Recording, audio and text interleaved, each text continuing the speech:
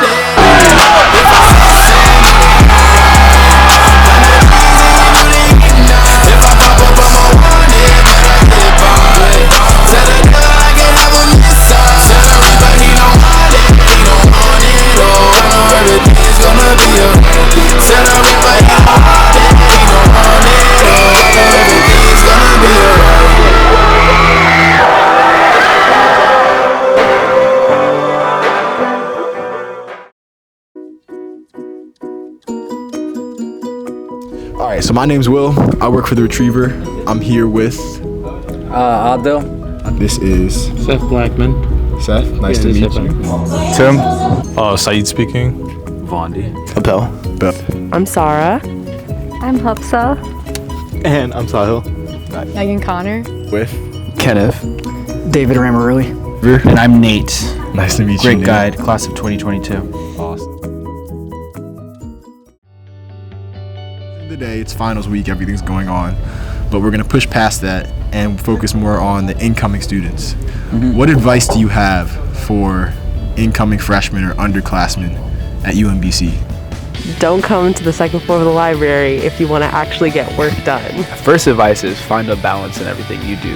Like, don't do too much of something, but don't also do too little of something. Find that balance point for yourself. I say in terms of school, start on stuff early, man. Because like a lot of these assignments, they seem slight, and they're not slight. Especially if you're a STEM major. Don't procrastinate your time, because I do that a lot, definitely. You can get a lot done if you actually put focus into your work, and you can have a lot more fun later if you just time your week correctly, schedule all your stuff. I would say get involved. It's really where you can meet your best friends in college and people who have similar interests and hobbies. I'd definitely say I met my best friends through like club soccer and other organizations that I'm a part of, so I'd really recommend make your college experience worth it. Take advantage of all the help and resources they give you because they're actually helpful when you use them, unlike me. Second advice is start off the semester strong, because the start is super important, and you're gonna be struggling towards the end no matter what, no matter who you are, because everything is due, everybody's rushing, everybody's trying to do everything. So if you have a strong start, it helps you finish a lot better and a lot easier. Surviving UMBC. I mean, I think anyone can survive here. I don't think it's. What's the graduation? It's not Siberia.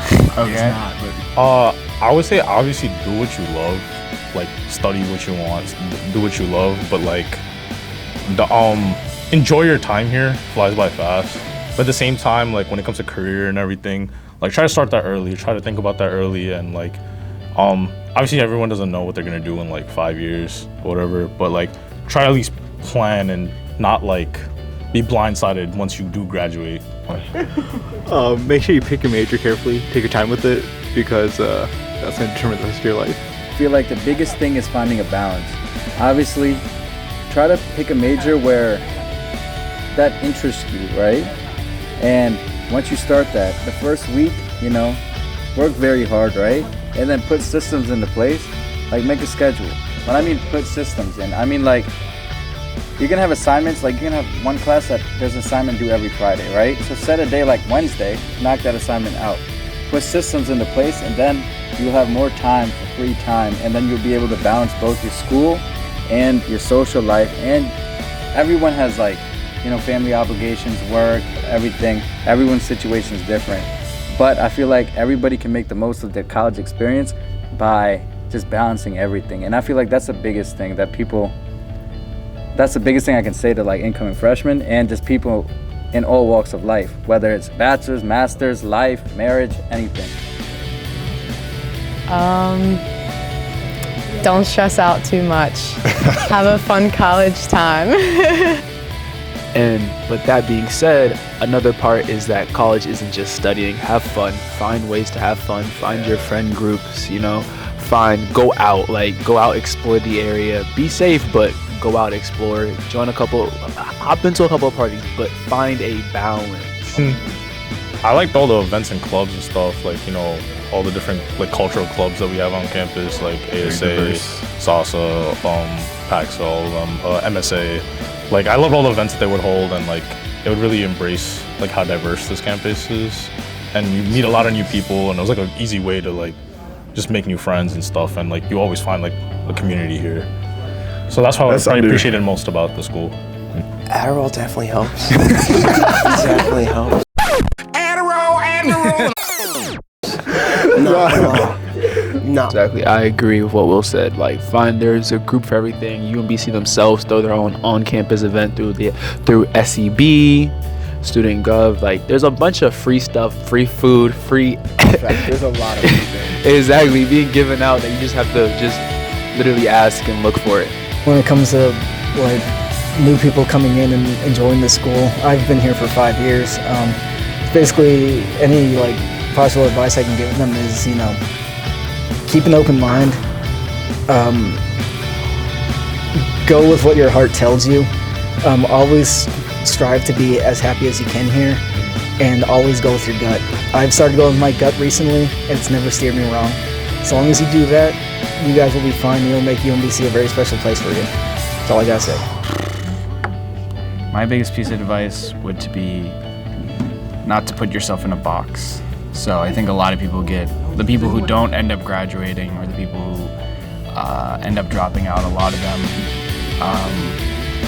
they kind of get fixated on certain goals or being a certain thing when there's so much more. So I came in with philosophy, the idea of going to law school, and now I'm doing bioethics, right? And in between law school, the idea of being a lawyer and the idea of being a bioethicist, there's a million different ideas. I don't think people just get too attached to a certain path, and if they're not meeting those objectives or goals, they get discouraged and then kind of give up on it. But there's so many things that you can do, and there's so many things that each major can set you up for, and you really shouldn't. This is a time of exploration, so explore. What do you do to de-stress? Where's your zen? Where's your coping mechanisms? I really like to dance in my free time. It's really like my life. It's not really, I wouldn't say it's like my free time, but it's just something that I schedule to do every day, because like without it, I really wouldn't be able to function. So I'd say dance. Yeah. Just doing stuff that I like I say draw, nice peaceful walk outside. That sort of helps cope with my stress at times, makes me feel a lot better. Like in between breaks or something, I just do something that I like, or something else that isn't the stuff that I'm trying to study for. But yeah, I guess in a way that's what I would do.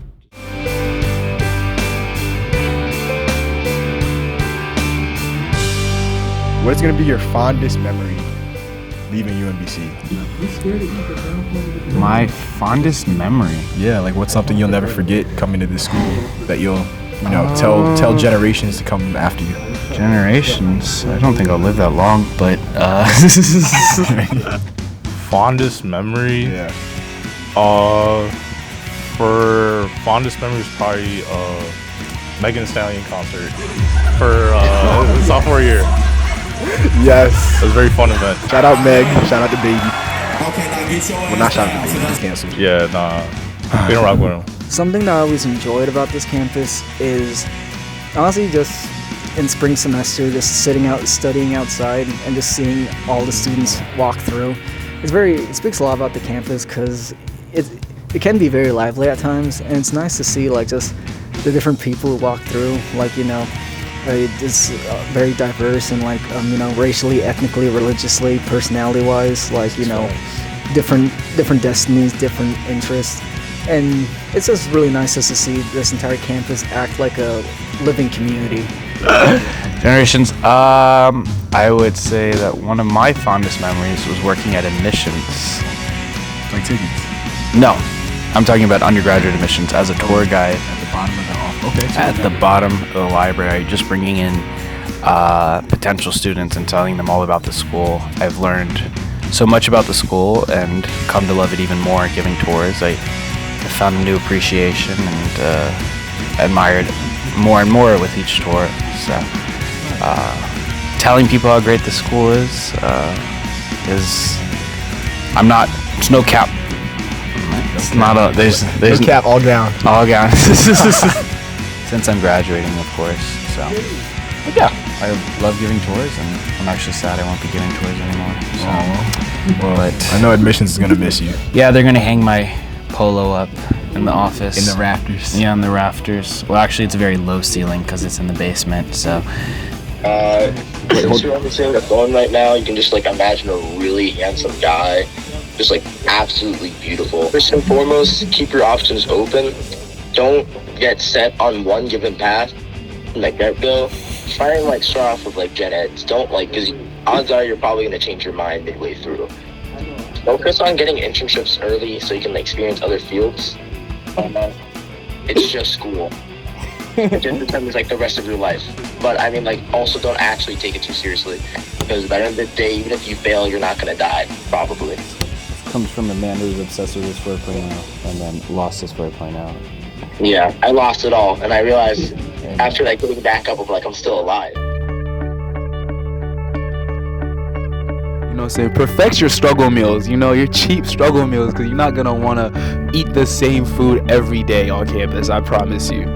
Like, there's a pantry in the RLC. I got free peanut butter there. Like, you know, if you're, after your second year in college, you understand, like, where money starts to fluctuate and you're not as, you know, fortunate as you once were. You might have sleep for dinner one night. Like, it's rough, I'll be honest. Oh, bro, you might have a bread and bread sandwich. That's exactly, or a wish sandwich. Yeah, I wish I had a sandwich, honestly. Here. Honors is just another word for Ivy League. I low-key feel that. Definitely, bro. Everybody's major is just their own level of like difficulty. So this is facts. It's all about perspective, and y'all will get through it. Sweet. All right. Is there anything you want to say before I sign off? Teak for life. Rush Teak. Hey, easy there, Abercrombie. Will is a top-notch reporter. I always feel like, yes, high quality. He doesn't shove the mic into your face.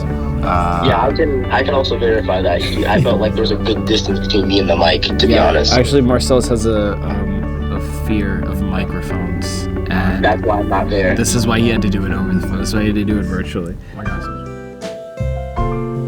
I've heard from a junior all day. Okay. That's us. Thank you again. Cool. All right. Thank you for your time. Appreciate it. Andy, appreciate it. No problem. There you go. All right. Thank you. All right. Thank you, guys. Appreciate it. You're welcome. Nice. All right. Well, thank you, Megan. Thanks. Great response. Thank you again. Awesome. It's been a pleasure, UMBC. Thank you again, and congrats on graduating. Yes.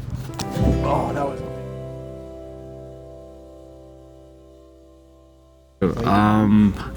Always dressed well. We'll just compliment Will. Thank but you. No, yes, the is this for the Retriever? This is for the Retriever. The Retriever. Or my YouTube channel, whichever one I start Or your first. YouTube channel, whatever one. I hope you do well. I wish you the best of luck. Thank you. And if you ever need your back cracked, or to know neuroanatomy, this is your guy. Pause on the first one, but yes. I'm just offering everyone. The way you just said that was way out of context. Free back. What? You ever need your back cracked? No, it isn't like you need your back broken. That's from an orthopedic standpoint. I'm just gonna put that out there. Yes, from an orthopedic standpoint. Wink. Don't take it anywhere out of context.